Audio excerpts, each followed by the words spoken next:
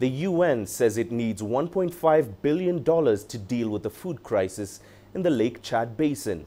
The region has been hit by a severe food crisis caused by the Boko Haram insurgency. CGTN's Peninah Karibe sat down with the UN resident coordinator in Chad, Tull, and began by asking him how much of that appeal has been received.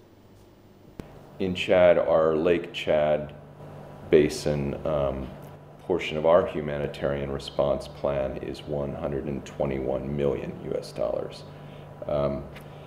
The humanitarian response plan in Chad, and now including Lake Chad emergency, is chronically poorly funded.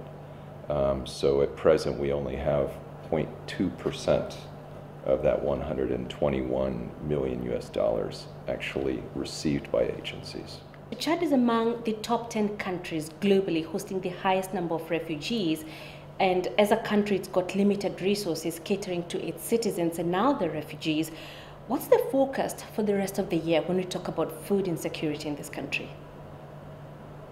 We've just had a new study confirming the current level or expected level of severe food insecurity in Chad to be, I think, 860,000 people in the next coming months. This is up from 450,000, I think it was, last year. So we're seeing increased food insecurity, and that's already a very sizable part of the population. In the event donors don't raise the amount of money projected in the appeal, what strategies do you have to deal with food insecurity in this region? Our kind of longer term strategy is to begin to reduce that level of vulnerability.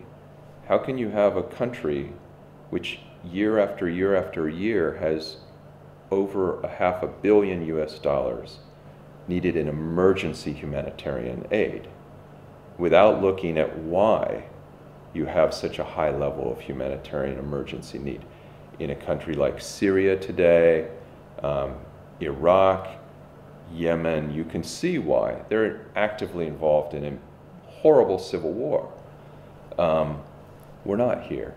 And so what we're doing is more and more working with development partners, and particularly the government, first of all, to identify priority areas where we can intervene